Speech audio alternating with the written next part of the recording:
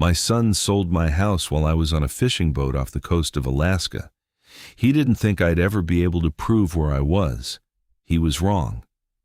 I'm 68 years old, 40 years at the same machine shop, and I thought I knew my own son. That belief lasted exactly until the morning a stranger in a navy suit knocked on my door holding a folder with my name on it. He said the words like they were ordinary. "Sir, this property has been sold. You have 72 hours to vacate."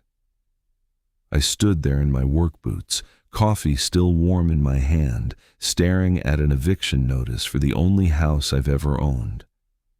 If you've ever had family turn on you when you least expected it, drop a comment below and tell me you're still standing.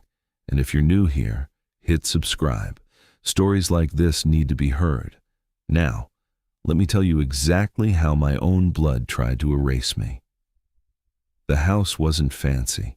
3 bedrooms, a workshop out back where I still keep my old micrometers, and the same kitchen table where my boys used to do homework. I'd paid it off 12 years ago after my wife passed. No mortgage, no liens, just my name on the deed. Or so I thought. The man in the suit handed me a copy of a warranty deed. My signature was on it, clear as day, dated 5 days earlier. I laughed at first. "I was in Alaska," I told him. "Charter boat, no cell service, you got the wrong guy." He just pointed at the notary stamp and said the sale was already recorded. New owners were coming Monday. That's when the real knife went in. My son Derek had been helping with the bills while I was gone. He'd called the week before, calm as anything. "Dad, don't worry about a thing. Enjoy the fish. I got the house covered." I found out later he'd forged my signature, transferred the title into his name, then flipped it for cash the same afternoon. $78,000. Enough to cover the gambling debts in the car he'd already wrecked.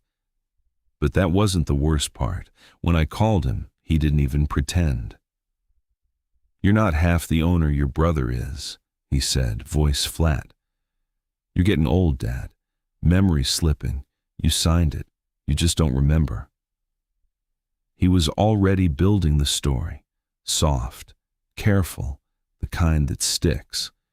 He'd told my other son, Mark, that I'd been confused lately. Told the neighbors I was forgetting things. Even had a doctor's appointment scheduled in my name for cognitive evaluation.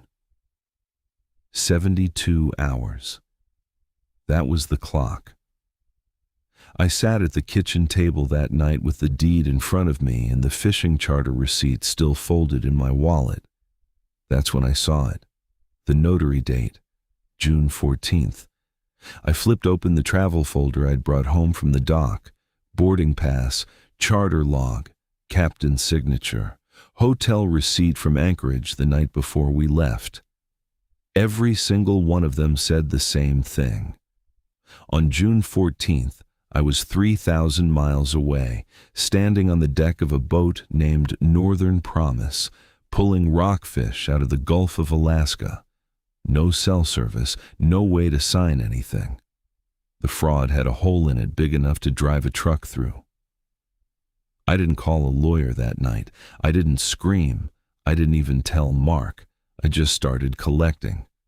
Airline confirmation, charter company email with the passenger manifest, photos time-stamped on the boat, me holding a 20-pound lingcod, GPS coordinates in the corner. The captain's sworn statement, mailed the next day. A waitress in Seward who remembered the old guy who tipped her $20 and talked about his late wife. By the time the 72 hours were almost up, I had a thick manila envelope and a quiet plan. Derek showed up Sunday afternoon like he already owned the place. He brought boxes, started packing my tools. "You'll be fine in a senior place," he said. "Mark and I already looked. Nice view." I let him talk, let him stack the boxes, let him believe he'd won. Then I set the envelope on the table between us. "Open it." He did. The color left his face one receipt at a time. I didn't raise my voice. I just said, "You forged my name on a day I can prove I was in another time zone. You told people I was losing my mind so no one would listen when I fought back, and you sold the only thing your mother and I ever built together." Mark walked in, while Derek was still staring at the notary stamp. I made Derek say it out loud, in front of his brother, in front of the same kitchen table where he used to sit as a kid. I forged it. That was all. 3 words. I could have pressed charges. I could have let the new buyers come and watch the whole mess explode in court. I could have cut him off forever. I didn't.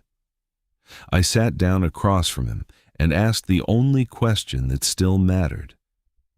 "How deep in debt are you?" He told me. All of it. The casino, the payday loans, the second mortgage he'd already taken on a house that wasn't even his yet. We spent the next 6 hours fixing what could still be fixed. I called the buyer's attorney. I produced the proof. The sale was voided. Title came back to me.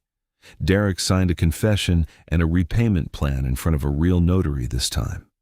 Mark stood by the window the whole time, quiet. When it was over, he just put a hand on my shoulder and said, "I didn't know, Dad." I believed him. Derek lives in the garage apartment now. He works 2 jobs. Every Friday, he puts an envelope on the kitchen table, same table, with whatever he can spare. We don't talk about June 14th anymore. We don't need to. I'm still in the house, still got my tools, still got the receipts. And every time someone asks why I didn't destroy him, I tell them the same thing: dignity over destruction. Because the day I stop choosing that is the day I really do lose my mind.